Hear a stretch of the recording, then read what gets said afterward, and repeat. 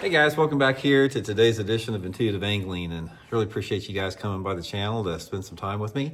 And guys, today I want to have a discussion on why we just never see those big giant bass like we used to back in the 80s and 90s and sometimes the early 2000s. If you guys remember, it's like about every couple years somebody would have a 20 pounder or a 19, 20, 21 pounder that they catch in California. Occasionally somewhere else, but most of the time it'd just be in California. You'd even get those big giant Texas largemouth occasionally. And I sort of want to talk a little bit why we don't see that anymore and why we probably are not going to see that anymore. So we're going to get into that in today's episode here. Also, guys, real quick reminder, we got today is the last day of the sale, not the sale, but the limited run on my Blaukat Throwback jig in the black with blue tinsel. We do this special run about once every 3 months. We let it run for a couple weeks, and today's the last day of the special. So if you guys are interested in getting some of my favorite color, which is the black and blue tinsel, I'll put the Cumberland Pro Lures website in the description of this video. My jigs are in Tackle Warehouse, but this is one color we don't have in Tackle Warehouse because it's so labor intensive. It takes forever to tie these things with living rubber. Freaking awesome anytime you got water visibility of under 2 feet. So I'll put that link in the description. And if you do want to get some of my other colors of throwback jigs, guys, I'll have my Tackle Warehouse link in the description of the video. You guys can just use that link and really appreciate that.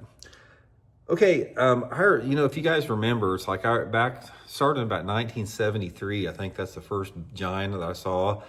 There was a guy named Dave Zimmerly that caught a 20 pounder out of Lake Miramar, California. And then you started seeing these, occasionally these 20, 21 pound bass being caught. I remember some guy accidentally snagged a 25 pounder in one of the California lakes, but you just do not see that anymore. The last really giant bass we saw was that, the world record, the tie for the world record that an angler in Japan caught, I think on a live bluegill. But other than that, we haven't seen anything since then, and I don't look for us to see any more. And, there's several different reasons I want to get into that in today's episode.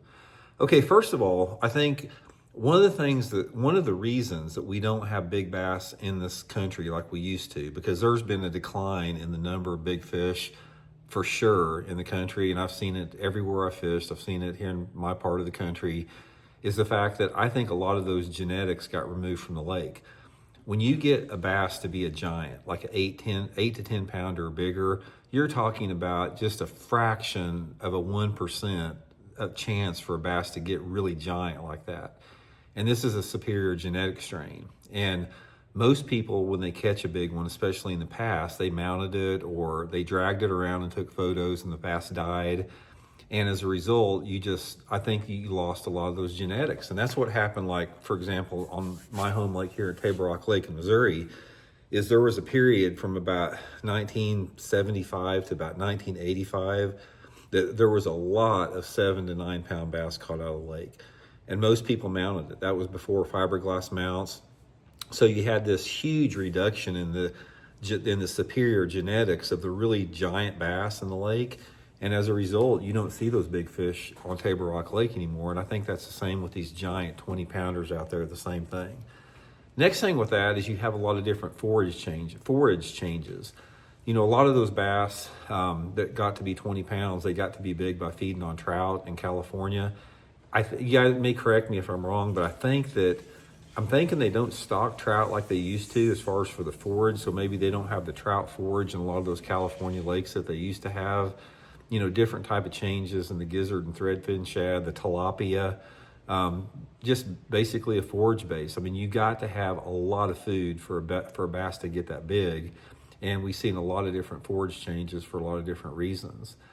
Sort of right along with that whole thing is when you have a bass getting giant like that, those are Florida strain bass.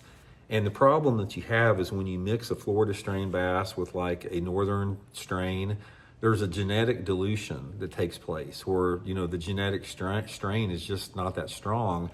And after decade after decade after decade of raising these, hybrid Florida northern strain bass, I think that it's probably done something to the genetic line. They just don't grow as big. Obviously, they haven't grown as big with that. And we've seen it, especially over the past 10 years. Another thing, guys, is we have 10 times the fishing pressure now. It's like bass fishing, the pressure of bass fishing has increased unbelievable the past decade. I mean, especially over the past 5 or 10 years.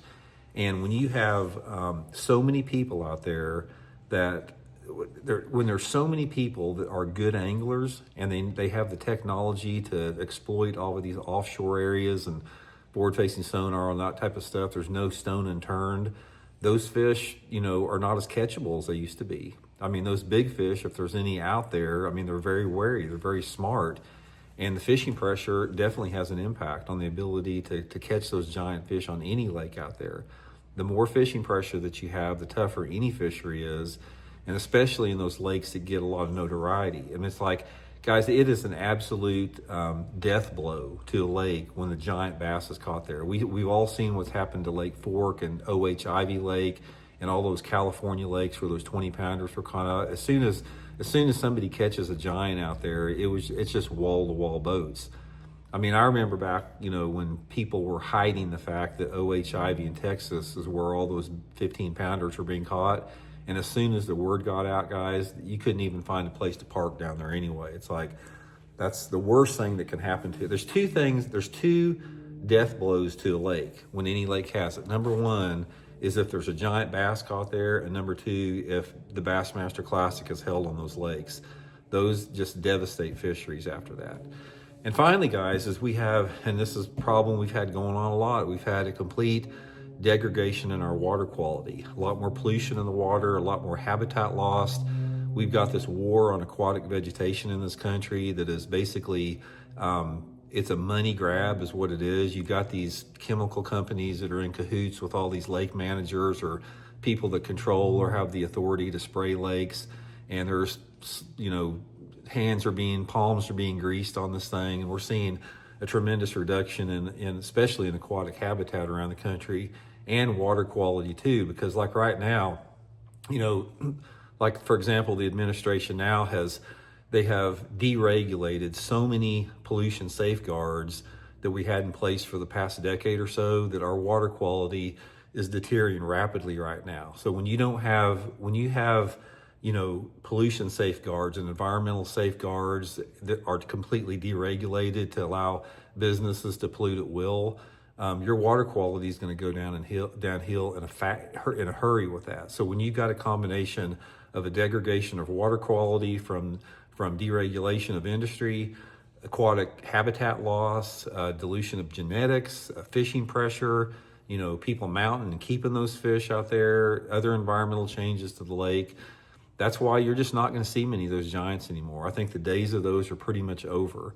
And if somebody does catch a giant, it's going to be on some type of a live bait like a trout or a bluegill or something like that, and probably somewhere in Mexico where they don't have quite as much fishing pressure. But anyway, guys, I just want to run that by you. Let me know what you guys think about that. I'd be curious to get your guys' opinion on it, and we'll check in later.